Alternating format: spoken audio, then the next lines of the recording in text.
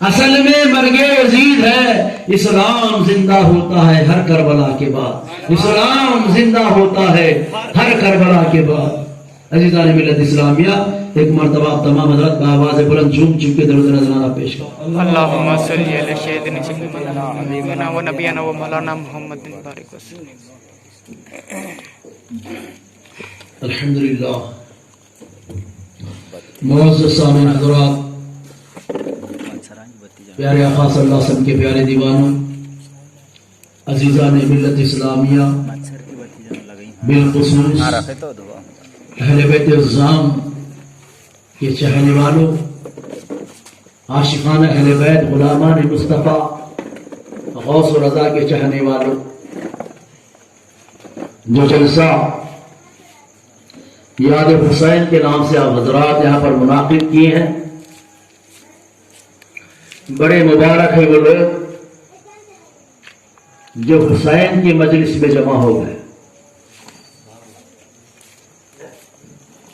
کیونکہ اللہ کے رسول صلی اللہ علیہ وسلم کا فرمان ہے، الحسن والحسین سیدا شباب اہل الجنہ، حسن حسین دونوں جنت کے نوجوان ہیں۔ تو ہم جنت کے سردار کی مجلس میں بیٹھے، تو حضرات گرامی، تاریخ اسلام کا جاننا ہر مسلمان کے لیے ضروری ہے۔ تاریخ اسلام تو اللہ کے رسول صلی اللہ علیہ وسلم، آپ کے قربا، قرابت دار، ازواج مطہرات، اہل بیت الزام، اصحاب کرام، عشرہ مبشرہ، خلفائے راشدین، اور اسی طرح پنجتن پاک، ان تمام کا علم ہمارے پاس ہونا ضروری ہے۔ جب تک ہمیں علم کا پتہ نہ ہو تو اس کی عظمت کو نہیں سمجھ سکتے۔ آج ہم نے اسلام کو سمجھا نہیں، قرآن کو سمجھا نہیں، اور اللہ کے رسول کو سمجھا نہیں، اس کے احکامات، ان کے حکامات کو سمجھا نہیں، اللہ تبارک و تعالیٰ کی کتاب قرآن مجید کو سمجھا نہیں، تو پھر اللہ کو کیسے سمجھو گے؟ ہمارے دل کے اندر اللہ تبارک و تعالیٰ کا نہ تو خوف ہے اور نہ تو اس کی عذابات کی جو ہے ڈر ہے، نہ اس کی رحمت کی امید کے کڑیاں اتنے بلند و بالا ہے۔ ہم کمزور ایمان کے ساتھ جو زندگی بسر کر رہے ہیں، تو عزیزان ملت اسلامیہ، اب یہ ماہ محرم ہمیں تاریخی یاد دلاتا ہے۔ تمام دنیا سکتے کے عالم میں ہے، دنیا میں بہت سارے لوگوں کو پتہ نہیں ہے امام حسین اور ان کے قافلے کو، ان کے گھر والوں کو کس نے شہید کیا۔ کسی بچے کو پوچھا گیا تو آج کا جواب نہیں، پوچھا کہ کافروں نے مارا، پتہ نہیں، یہودیوں نے شہید کیا، پتہ نہیں، نصرانیوں نے شہید کیا، پتہ نہیں، پھر کس نے امام حسین کو شہید کیا؟ تو خود انہی کے نانا کا کلمہ پڑھنے والے، جو مساجد میں نماز پڑھنے والے، نانا کی حدیث پر عمل کرنے والے، اس نانا کے رب کائنات کا قرآن پڑھنے والوں نے شہید کیا۔ اللہ اکبر۔ تو یہ بات سنتے ہیں تو ہمارے دماغ کے ہوش اڑ جاتے ہیں، یہ کیسا معاملہ؟ اسی لیے کربلا عجیب واقعہ ہے۔ شہادتیں تو اور ہے، لیکن کربلا کی شہادت اور ہے۔ تو عزیزان ملت اسلامیہ، تو پھر کلمہ پڑھنے والے کیا حسین کے مناقب کو نہیں سمجھے؟ ان کے مرتبے کو نہیں سمجھے؟ سمجھے ہیں، جانتے ہیں۔ حضور نے اپنے اہل بیت الزام کی فضائل کو بیان کر دیا کھول کھول کر، اور اسی طرح حضرت علی مرتضیٰ رضی रजी अल्लाह तआला अन्हु की फजीलत को, बीवी फातिमा खातून जन्नत के मकाम और मर्तबे को, इमाम हसन और हुसैन मुश्तबा के मकाम और मर्तबे को। हाँ, जब नजरान से नसरानी यहूदी, नसरानी पादरी, क्रिश्चियन का पादर हुजूर पाक सल्लल्लाहु अलैहि वसल्लम के पास आया, चैलेंज किया, तुम अल्लाह के नबी हो, अगर तो तुम्हारा ईमान सच्चा है, तुम्हारा रब सच्चा है, तो आओ इस पहाड़ के ऊपर, तुम दुआ मांगो, तुम्हारे घर वालों को लाओ, मैं अपने घर वालों को लाऊंगा, दुआ करेंगे किसका रब सच्चा है। तो अल्लाह के रसूल सल्लल्लाहु अलैहि वसल्लम क्या पादर चैलेंज क्या किया था, तुम्हारे घर वालों को लाओ। तो अल्लाह के रसूल सल्लल्लाहु अलैहि वसल्लम हुजरे आयशा में जाना था, हजरत उम्मे सलमा के पास जाना था रज़ी अल्लाह तआला, हजरत उम्मे हबीबा के पास जाना था, उम्मे मैमुना के पास जाना था, लेकिन 9 अज़वाज मुतहहरात के पास अल्लाह के रसूल सल्लल्लाहु अलैहि वसल्लम ने नहीं गए। अल्लाह के रसूल सल्लल्लाहु अलैहि वसल्लम ने अपने घर वालों को लाओ तो बीवी फातिमा खातून जन्नत के घर में गए, हजरत अली के घर में गए। पता चला रसूलुल्लाह का घर कौन सा, फरमाया है फातिमा ऐन अली, ऐन हसन और हुसैन, है फातिमा अली कहां पर है, हसन हुसैन कहां है, आओ तुम मेरे आगोश में आओ। काली कमली को निकाले मेरे आका, और काली कमली में 4 वजूद को ले लिए, अली, फातिमा, हसन, हुसैन, कंबल ओढ़ ली। ऐ बारी ताला, एक कंबल के नीचे, काली कंबल के आका के नीचे 5 वजूद है। ऐ बारी ताला, इनके मुकाम मर्तबा, यही तो अहले बैत उज़्ज़ाम है, ये पंजतन पाक है। अल्लाहु अकबर, या रसूलुल्लाह। उस दिन से क़यामत तक के लिए 5 वजूद पंजतन पाक बने। तो अजीजा ने मिलत इस्लामिया, अहले बैत उज़्ज़ाम, और आपकी बाकी कुरान बयान फरमाता है, सूरह हुजरात की 33वीं आयत में अल्लाह ताला क्या फरमाते हैं, ऐ नबी के घर वालों, अल्लाह को यह पसंद नहीं है कि तुम्हारे अंदर कोई नापाकी मौजूद हो, तो अल्लाह ने आपको पाक करना चाहता है।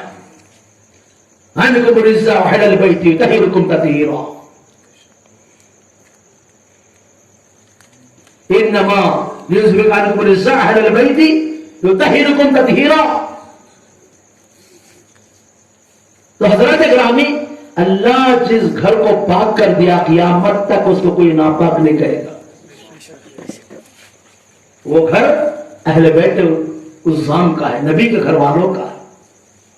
अब देखो अली की इतनी, हजरत अली की इतनी फजीलत क्यों है, तो अली तो पैदा हुए काबेतुल्लाह के अंदर, अली काबेतुल्लाह के अंदर पैदा हुए। कोई आदमी नापाकी के आलम में ना तो हज कर सकता, ना तो उम्रा कर सकता। कोई औरत उम्रे की नियत से निकल रही और जिसको रास्ते में हैज आ गया, तो उसी तरह पाकी के दिन खत्म होने तक उसी हैज की आलम में कमरे में रहना है। इहराम की हालत में जब पाक हो गए तो अपना उम्रा करने के लिए आना, हज करने के लिए आना। तो फिर ये कैसा मामला है कि खुद अली की मां ने अली को पैदा किया तो काबे के अंदर है, काबे के बाहर आने की इजाजत नहीं, तो काबे के अंदर पाक है। तो कुरान गवाह है कि ये वजूद पाक है, ये वजूद पाक है। आओ, इमाम हसन मुश्तबा की तवल्लुद हुए, बी फातिमा खातून जन्नत के बतन से इमाम हुसैन, इमाम हसन पैदा हुए, तो दूसरे वक्त की नमाज को बीबी फातिमा खातून जन्नत ने पढ़ा। चिल्ला क्या है, हमारे सज्ञा के घर में चिल्ला है। चिल्ला क्या है, तो नापाकी दूर करके पाक होकर नमाज शुरू करने का याम को कहा जाता है। ये हमारे पास जो है, जब तक पाक ना हो तो नमाज पढ़ने की इजाजत नहीं, कुरान पढ़ने की इजाजत नहीं, रोजा रखने की इजाजत नहीं, हज उम्रा करने की इजाजत नहीं। तो ये फातिमा खातून जन्नत है। यूं भी हसन पैदा हुए तो नमाज पढ़ लिए, यूं भी हुसैन पैदा हुए तो नमाज पढ़ लिए। तो क्या पता चला, ये पंजतन पाक हमारी तरह नहीं है। جس نبی کے گھر والے ہماری طرح نہیں ہے تو اس گھر والوں کے آقا ہماری طرح کیسے ہو سکتے؟ لوگ کہتے ہیں قل انما انا بشر مثلکم یوحی، حضور نے فرمایا آپ فرما دیجئے، اللہ نے کیا فرمایا قرآن میں بھی تمہاری طرح بشر ہوں۔ اس آیت کے پیچھے پڑ گئے تو برابر یہاں کر کے بتاؤ، ہماری طرح کر کے دکھاؤ۔ تو عزیزان ملت اسلامیہ، اہل بیت کے فضائل مناقب سب جانتے تھے۔ اب آئیے واقعے کی طرف۔ اب تفصیل تو جو ہے کربلا کا واقعہ لمبی چوڑی تفصیل ہے، کہاں سے شروع کروں کہاں ختم کروں ابھی مجھے سمجھ میں نہیں آتا۔ ایک تاریخی داستان ہے، جب اللہ کے رسول صلی اللہ علیہ وسلم کا وصال ہوا، دنیا میں 5 شخصوں نے پھوٹ پھوٹ کر روئے۔ ایک حضرت آدم علیہ السلام جب جنت سے نکالے گئے تقریباً 200-300 سال تک روئے، آپ کے آنسو سے ایک ایک گز کا گھاس اٹھتا۔ دوسرے حضرت یحییٰ علیہ السلام خدا کے خوف سے اتنا روئے آپ کے گال پر نالیاں گل گیا چمڑا۔ تیسرے حضرت یعقوب علیہ السلام اپنے بیٹے یوسف علیہ السلام کے فراق میں غم میں روئے۔ چوتھے بیوی فاطمہ خاتون جنت اپنے ابا محمد مصطفیٰ صلی اللہ علیہ وسلم کے وصال پر اتنا روئے۔ پانچویں حضرت امام زین العابدین کربلا کا منظر آنکھوں سے دیکھ کر اتنا روئے۔ یہ 5 شخصیتیں دنیا میں جتنا روئے کسی نے اتنا نہیں رویا۔ میرے بھائیوں بزرگوں دوستوں، دنیا میں لوگ کربلا کو بھلا دیے، لیکن اللہ جن اشخاص کو پسند کرتا ہے ان کے ذکر کو زندہ رکھتا ہے، ان کے ذکر کرنے والوں کو اللہ پیدا فرماتا ہے، ان کی یاد تازہ کرنے والوں کو پیدا فرماتا ہے۔ ذکر حسین یہ اللہ کو، اللہ کے رسول کو پسندیدہ ہے۔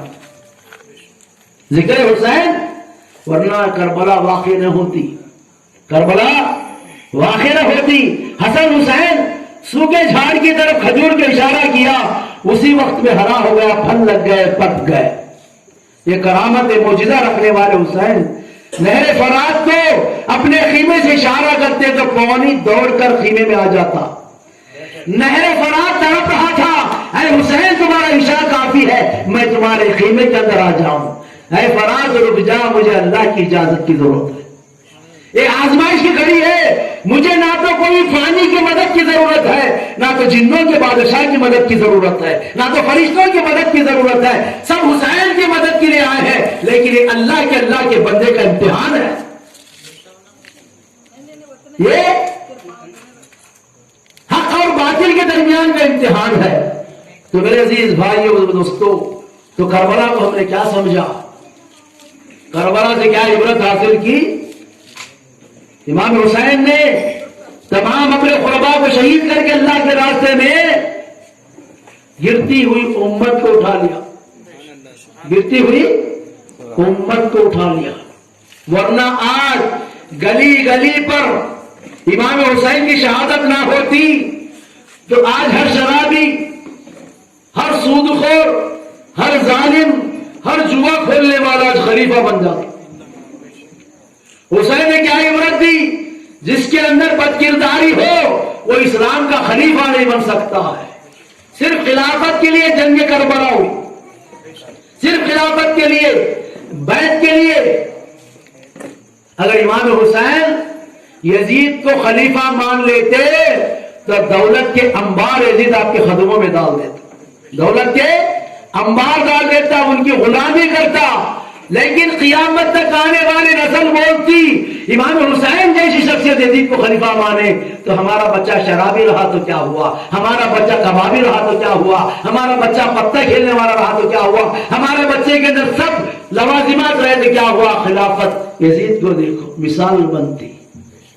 تو حضرات گرامی، خلیفے کے منظر پر کون تھے؟ ابوبکر صدیق رضی اللہ تعالیٰ، عمر فاروق رضی اللہ تعالیٰ، عثمان غنی رضی اللہ تعالیٰ، علی مرتضی کرم اللہ وجہہ الکریم۔ ایسی جلیل القدر شخصیتوں کو خلافت کے منصب پر بٹھایا گیا. اگر کوئی آدمی خلافت کا شوق رکھتا ہے تو اپنے آپ کو ذرا جا کے آئینے میں دیکھ لینا. آج کل لوگوں کو خلافت کا بہت شوق ہے. مفت میں خرقہ ملتا ہے، چاہے نماز پڑھے نہ پڑھے، چاہے روزہ رکھے نہ رہے، چاہے زکات دے نہ دے، نہ چاہے حج عمرہ کرے، کوئی عمل و خیر نہیں ہے، لیکن مفت میں خرقہ ملتا ہے. اے خلافت کو چاہنے والوں، ذرا یہ خلیفوں کے کردار کو اٹھا کر دیکھو، ان کی سیرت کو اٹھا کر دیکھو، ذرا آئینے میں اپنی سیرت کو دیکھو. میں خلافت کے قابل ہوں؟ خلیفہ وہ ہوتا ہے جو اسلام کی رہبری کرتا ہے، جو اسلام کو بچاتا ہے، شریعت مطہرہ کو بچاتا ہے.